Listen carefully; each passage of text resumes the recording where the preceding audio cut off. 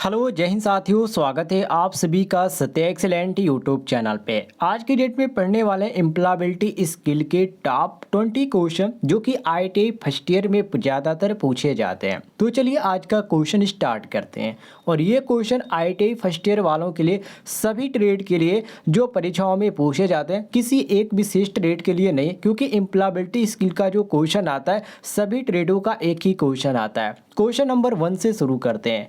पहला क्वेश्चन जिसमें पूछा जा रहा है कि स्वतंत्र कंप्यूटरों का ऐसा समूह जिसमें कंप्यूटर एक दूसरे से जुड़े हों क्या कहलाता है। देखिए यहाँ पर स्वतंत्र कंप्यूटरों का ऐसा समूह जिसमें कंप्यूटर जो होते हैं एक दूसरे से क्या होते हैं, जुड़े रहते हैं, तो उसको नेटवर्क बोला जाता है। क्या बोला जाता है साथियों? नेटवर्क बोला जाता है। और ऑप्शन नंबर बी यहाँ पर दिया गया नेटवर्क, बिल्कुल करेक्ट आंसर।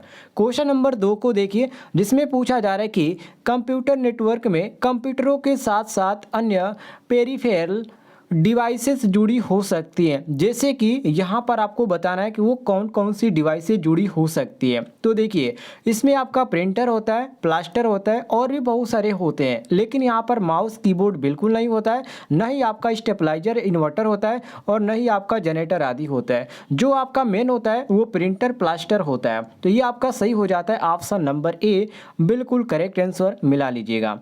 चलिए आगे देखिए क्वेश्चन नंबर 3 को जिसमें पूछा जा रहा है कि नेटवर्क में प्रयुक्त होने वाले विभिन्न उपकरण कौन से हैं। A option server, B option modem, C option hub, D option उपयुक्त सभी।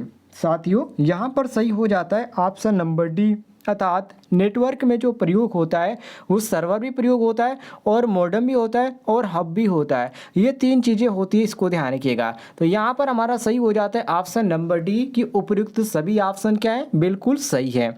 क्वेश्चन नंबर 4 को देखिए जिसमें पूछा जा रहा है कि नेटवर्क के सर्वर से जुड़े प्रत्येक कंप्यूटर को खाली स्थान कहते हैं, मतलब कि क्या कहते हैं। A option link, B option node, C option subnet, D option connectivity. साथियों यहाँ पर सही हो जाता है क्वेश्चन के अनुसार हमारा ऑप्शन नंबर बी, जिसको नोड के नाम से जाना जाता है। बी ऑप्शन हमारा क्वेश्चन के अनुसार करेक्ट आंसर हो जाता है। आगे देखिए क्वेश्चन नंबर 5 को जिसमें कहा जा रहा है कि एक नोड से दूसरे नोड तक मैसेज रिक्त स्थान के माध्यम से ट्रांसमिट होता है। ये किसके माध्यम से ट्रांसमिट होता है? ये जो खाली स्थान है इसमें आपको भरना है। तो देखिए ये जो ट्रांसमिट होता है साथियों, लिंक होता है। क्या होता है? एक दूसरे से क्या होते हैं, लिंक होते हैं। और यहाँ पर दिया गया ऑप्शन नंबर बी, लिंक, बिल्कुल करेक्ट आंसर। बी ऑप्शन हमारा क्वेश्चन के अनुसार करेक्ट आंसर हो जाएगा। चलिए आगे देखिए क्वेश्चन नंबर 6 को जिसमें कहा जा रहा है कि दो नोड्स के बीच के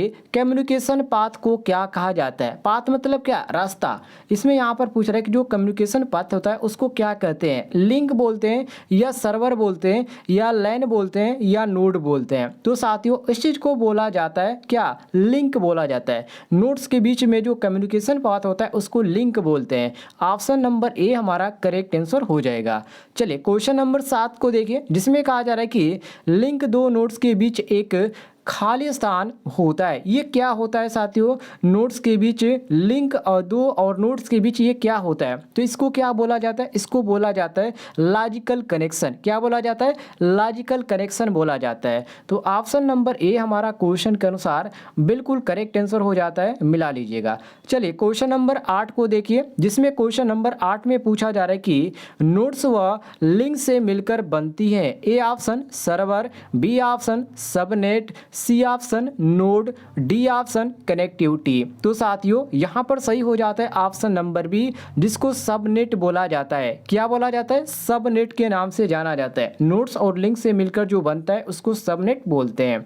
क्वेश्चन नंबर 9 को देखिए इसमें कहा जा रहा है कि नेटवर्क से जुड़े हुए कंप्यूटर सबनेट की सहायता से ही मैसेज आगे रिक्त स्थान है, इसमें आपको क्या भरना पड़ेगा। ये किससे जुड़े रहते हैं? ए ऑप्शन भेजने व प्राप्त करने का कार्य करते हैं, B option data send, C option data store और डी ऑप्शन है स्टोरेज। तो साथियों यहाँ पर आपका सही हो जाता है ऑप्शन नंबर ए, जिसको बोला जाता है भेजने व प्राप्त करने का कार्य। मतलब कि नेटवर्क से जुड़े कंप्यूटर सबनेट की सहायता से ही मैसेज भेजने व प्राप्त करने के कार्य करते हैं। तो ऑप्शन नंबर ए हमारा सही हो जाता है।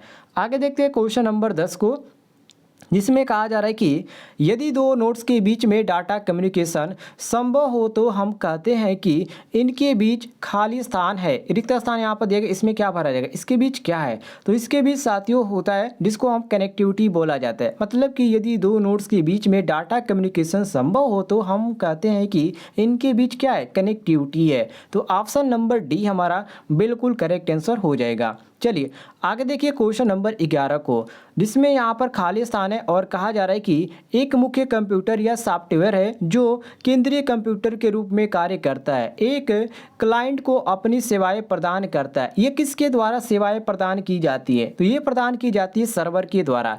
किसके द्वारा साथियों, सर्वर के द्वारा। ऑप्शन नंबर डी हमारा क्वेश्चन के अनुसार बिल्कुल करेक्ट आंसर हो जाता है, मिला लीजिएगा। चलिए आगे देखते हैं हम क्वेश्चन नंबर 12 को, जिसमें साथियों क्वेश्चन नंबर 12 में पूछा जा रहा है कि सर्वर की क्षमता सामान्य कंप्यूटरों की तुलना में खाली स्थान होती है, ये कितनी होती है, कम होती है या अधिक होती है या बराबर होती है या बहुत ही कम होती है। देखिए क्वेश्चन को मैं दोबारा रिपीट कर देता हूँ। सर्वर की क्षमता सामान्य कंप्यूटरों की तुलना में, तो सामान्य कंप्यूटरों की तुलना में ये क्या होती है, अधिक होती है। और यहाँ पर आपको बी ऑप्शन देखने को मिल जाता है, बिल्कुल करेक्ट आंसर। क्वेश्चन नंबर 13 को देखिए, इसमें कहा जा रहा है कि निम्न में से सर्वर के प्रकार बताइए। A option file server, B option print server, C option proxy server और डी ऑप्शन उपयुक्त सभी। तो देखिए इसमें जो सर्वर के प्रकार है साथियों, यहाँ पर जो आपका हो जाता है ऑप्शन नंबर डी। ये क्या है, ये सभी जो है फाइल सर्वर और प्रिंट सर्वर और प्रोक्सी सर्वर, ये आपका जो होता है ये सर्वर के प्रकार के अंतर्गत आता है। तो ऑप्शन नंबर यहाँ पर हमारा डी बिल्कुल करेक्ट आंसर हो जाता है, मिला लीजिएगा। चलिए आगे देखिए क्वेश्चन नंबर 14 को, जिसमें कहा जा रहा है कि यह एक कंप्यूटर नोड होता है जो सर्वर की सेवाओं का प्रयोग करता है, क्योंकि सर्वर पर काफ़ी साधन उपलब्ध रहते हैं। तो इसको क्या बोला जाता है, क्लाइंट बोला जाता है या हब बोला जाता है या मॉडेम बोला जाता है या नेटवर्क बोला जाता है। तो इस चीज़ को बोला जाता है क्लाइंट। क्या बोला जाता है, क्लाइंट। और यहाँ पर आपको ए ऑप्शन देखने को मिल जाता है, बिल्कुल करेक्ट आंसर। आगे देखिए क्वेश्चन नंबर 15 को, जिसमें कहा जा रहा है कि यह लेन का एक बहुत ही महत्वपूर्ण घटक है, इसे कनेक्टर भी कहा जाता है। तो किसको हम कनेक्टर बोलते हैं, क्लाइंट को या मॉडेम को या हब को या नेटवर्क को। तो साथियों इसमें जो बोला जाता है वो हब को क्या बोला जाता है, कनेक्टर बोला जाता है। कनेक्टर आपका सी ऑप्शन सही हो जाता है। चलिए क्वेश्चन नंबर 16 को देखिए, जिसमें पूछा जा रहा है कि लैन के सभी नोड द्वारा हब से जुड़े होते हैं। जो लैन होते हैं उसके सभी जो नोड होते हैं वो किसके द्वारा जुड़े होते हैं, वो हब से जुड़े होते हैं। तो ये किस में होते हैं, स्प्रिंग में या केबल में या लिंक में या मॉडेम में। तो साथियों ये जो आपके होते हैं ये केवल आपका केबल में ही होता है। ऑप्शन नंबर बी हमारा सही हो जाता है।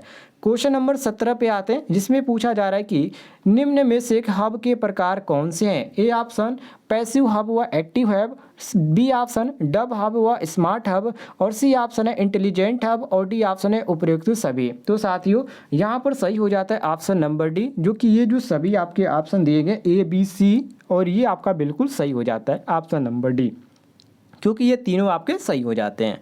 क्वेश्चन नंबर 18 को देखिए, इसमें कहा जा रहा है कि यह एक हाई बैंडविड्थ लिंक या माध्यम है जिससे बहुत से नोड व हब जोड़ सकते हैं। ए ऑप्शन बैकबोन से या इंटरफेस कार्ड से या इंटरनल मॉडेम से या प्रॉक्सी सर्वर से। तो साथियों यहाँ पर सही हो जाता है ऑप्शन नंबर ए, इसको बैकबोन से हम जोड़ सकते हैं। ए ऑप्शन हमारा क्वेश्चन के अनुसार करेक्ट आंसर हो जाएगा।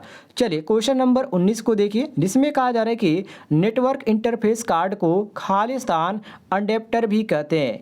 लैन को बोलते हैं या वैन को बोलते हैं या मॉडेम कार्ड को बोलते हैं या हब को बोलते हैं। तो साथियों इसको बोला जाता है लैन को। तो यहाँ पर आपका ए ऑप्शन क्वेश्चन के अनुसार बिल्कुल करेक्ट आंसर हो जाता है। 20 को देखिए, इसमें कहा जा रहा है कि यह कमजोर सिग्नलों को शक्ति प्रदान करने का कार्य भी करता है, अर्थात यह सिग्नल को प्रवर्धित करने का कार्य भी करता है। तो उसको क्या बोला जाता है, इसको बोला जाता है नेटवर्क इंटरफेस कार्ड। क्या बोला जाता है, नेटवर्क इंटरफेस कार्ड।